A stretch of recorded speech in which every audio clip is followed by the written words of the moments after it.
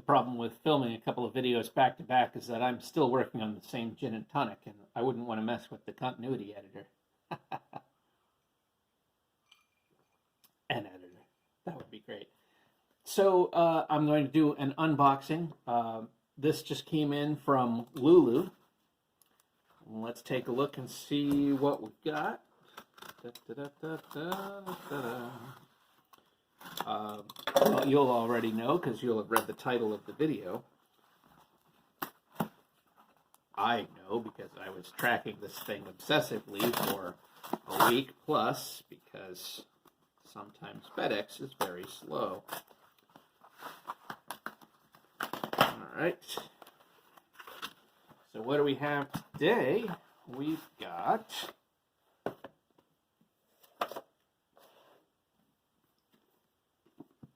Volume 1 and Volume 2 of the Gongfarmer's Almanac 2019. These are the paperbacks. Now, I could have gotten this all collected in one volume, but the volumes are getting ridiculous with how thick they are, so I thought getting them in the separate versions would be a little easier to use. So, if you don't already know, the Gongfarmer's Almanacs are fan-made Dungeon Crawl Classics content. You can get this free online. You can go to, I believe it's on Drive-Thru RPG. They might even have it on Lulu as well, free. I'm not sure, but as a PDF, you can get it free. On Lulu, you pay what it costs to print and to ship. So these are very inexpensive. I think all told, the 2 volumes are like $20, and there's a lot of content, combined. So we'll take a look at what some of the content in here is. I haven't looked at this, so I really don't know. So Volume 1, DCC Survive the Funnel, number 1. Okay, let's take a look and find out what that is, because I don't know. Gig at the Wizard's Tower, a 0-level funnel. By, I'm not going to say the name correctly, so I'm just going to put it up here so you can take a look. Yeah. I don't know if this is a longer one. My goodness. Okay, it looks maybe like there's several scenarios in here. I definitely see several maps. That'll take me a little bit to go through. Actually, is this all one giant scenario? That would be crazy. That seems like a lot for a level 1. A 0 level, even more crazy. Anyway, I'll have to take a look. I'm really not sure, but I'll be curious to find out. So let's see, number 2. So this collects this fan-made material that appears online, and you can collect them here into these volumes, and it really runs the gamut from scenarios to new classes to magic weapons or curses or whatever strange thing somebody has written about. Some very weird stuff that I've read in some of these volumes. I talked about it in an earlier video, but there was one where it was using a skeleton as a class, a skeleton warrior, and I like this map. And I really want to use a skeleton warrior as a class. I think that would be really fun. It has the whole chart for how they develop and everything. I don't know what's going on the Void Corpse of Amun-Ur, but I love this crab spaceship thing. That's fantastic. Or a crab attacking a spaceship, whatever's going on. It's a crab in space. I don't know. Level 1. I don't know. This is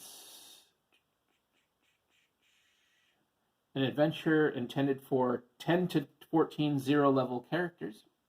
Okay. So another funnel. But it sounds like a pretty crazy one. And it's got some great monster-looking stuff in it. So, yeah, this is just very exciting. I have no idea what I'm going to find here. And I never really know. It looks like this volume has several adventures, a lot of adventures, which is great because I'm really looking for more and more. Here we go, level 2 adventure in the Shutter Mountains. Oh, okay. but I'm looking for more scenarios to pick from, to use pieces of. Uh, Now that I've been running the game for some friends online, I want to try running the game in person, and I'm going to want to draw from a lot of weird sources, I think. I want to make this, I want to embrace the game's DIY side. I want to embrace how strange things are. Life finds a way. I don't know why I talk like that. That's not a Jeff Goldblum accent, but it's the one I'm going for. Yeah, this is great. This is great. This is all cool. Computer programs for DCC. Oh, so okay. So in Mutant Crawl Classics, the magic is there's really weird stuff, but you're basically tapping into computer programs. And I don't know. This looks like maybe it's bringing it into DCC, which would be pretty weird. I mean, not so weird you couldn't do it. I mean, my goodness. I've already brought mutation in. I used a Mutant Crawl Classics mutation to mess with one of my players in my ongoing DCC game, and now he has the ability to like draw lightning, which used to great effect in the climax of a scenario recently where he really destroyed somebody with lightning. Oh, here we go. Oh, cool. Some like kind of weird Western artifacts. That's cool. Oh, a whole bunch of weird Western stuff. Picnic among the pines on the Rocky Mountain stage line. A Dark Trails introductory funnel. Okay. Dark Trails, I think I saw something about that. I don't know if it's like a DCC is a Western. I'm not sure. I'll have to look into that. But, hey, it's all material to be rated. It's all going in my game at some point. Oh, cool. All kinds of weird critters. I'm having fun. I want to get better about making my monsters more unique. And I am trying. And the last scenario I had a beast man, and I tried to really kick him up a notch and make him a little bit more strange and exciting. So I'm going to, especially in a scenario where there was already a lot of beastmen, so I'm going to try to be a little better about making the monsters unique. I mean, they're kind of one of the stars of the game, so you want to make them exciting and interesting. So let's see, what do we have here? The Great Arc.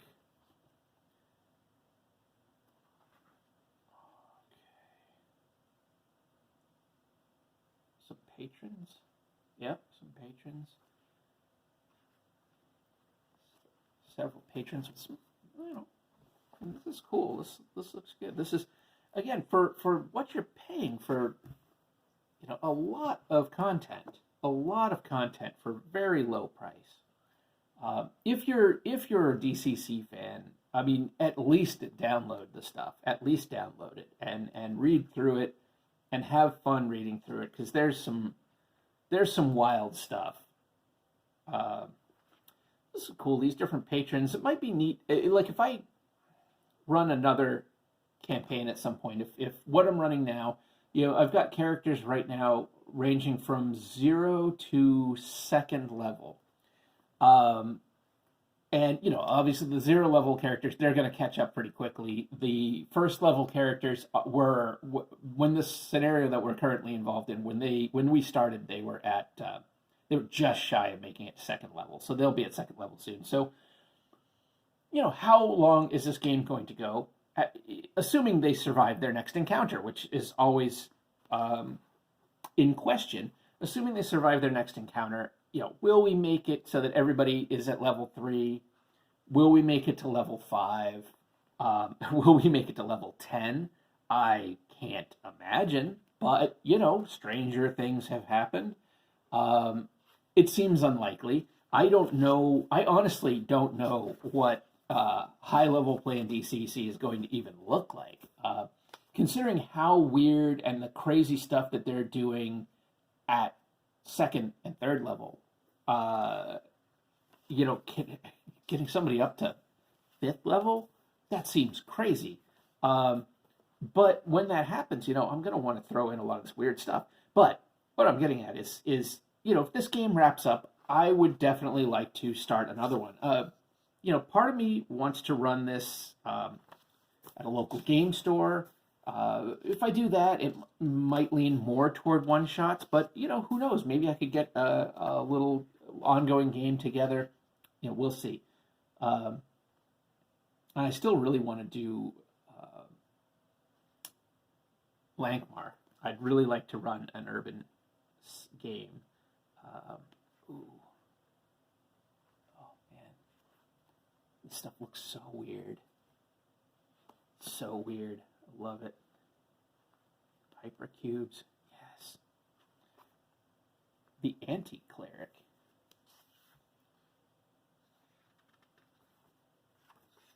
Ah, an anti-cleric character. That's interesting. I don't know. Maybe it's not a character. I don't know. I'll have to read up on it. Yeah, here we go. A new class for DCC. Cambion. Okay. A fairy class, Children of the Wild.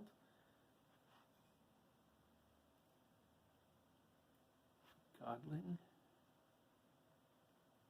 Fathers. Hermits, thinkers, skeptics, and philosophers. They value knowledge, etc. Okay. Hirelings.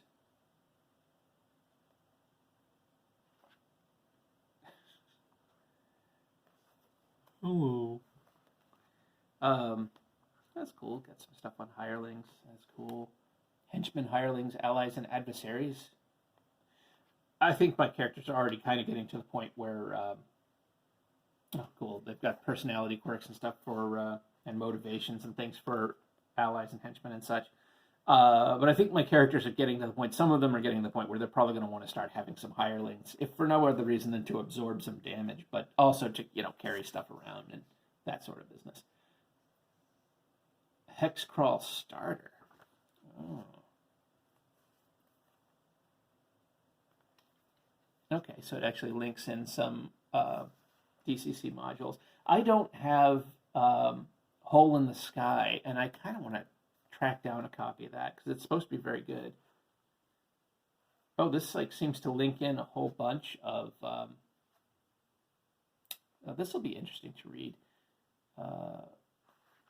Sort of creating a known world for the DCC scenarios that are out there. So, okay, that's cool. I've been plugging them in, my own version of a known world, which has been fine. But this could be good though. This got encounters. There's all kinds of stuff in here. Legacy points, XP for players. I don't know. We'll see about that.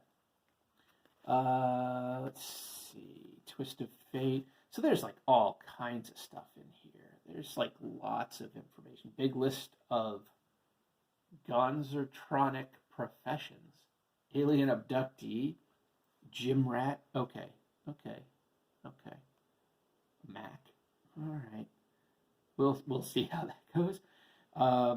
So yeah, there's a lot of stuff in here. Gladiatorial combat for DCC. There's one of the scenarios that I think I've decided not to go with. I think it's Enter the Dagon. I think has a thing on gladiatorial combat. Maybe it's not gladiatorial, but something like that. New type of magic. So there's all kinds of things. The basic game gives you a lot of information, but you can do other weird stuff. Table for creating memorable hag encounters. I mean, that sounds great. Reason to seek the hag. Names, personality. Yeah, you got to create a good hag once in a while. Classless DCC. Interesting. I am I am without class, but also typically I've played a lot of skill-based games. Basic role-playing, Call of Cthulhu, Worlds of Wonder, Stormbringer, RuneQuest, all of that. That's my go-to game, and it does not have classes or levels or anything like that. It uses skills, and you are the character that you do. What you do makes what you're good at. You want to be a fighter, then fight. You want to get good at stealing stuff, then steal stuff. And the more you steal, the better you'll get, or you die. So class-based systems and level-based systems never been my thing. Ever since I started with skill-based games and that kind of thing. And I preferred that, always have. But DCC is just so much darn fun. It breaks my rules of usual disinterest in this sort of thing. Fantasy not being my genre, and class level-based systems not being my forte. And yet here I am running an ongoing game of DCC and having an absolute blast. So go figure. So that's the Gongfarmer's Almanac. This is the 2019 Volume 1 and 2. There is a 2020 out, which I do not have. I believe the first collection was from 2015. I have 2015, 16, 17, 18, yes, and 19 now. So obviously at some point I'll probably get 20. I've been rating them for various pieces of information and scenarios and character ideas. Upcoming, there's definitely going to be something I pulled out of, I believe it was the 2016, is going to get thrown at my players at some point coming up. And I'm still looking for an opportunity for somebody to come back as a skeleton. I think that'd just be so much fun. So anyhow, thank you for watching. The usual business, the drill. And I am an independent author, so do please check out my stuff. See what you think. If you like it, please rate it and review it. That's like gold for us indie authors. That's how we do our thing. So thanks a lot. Take care.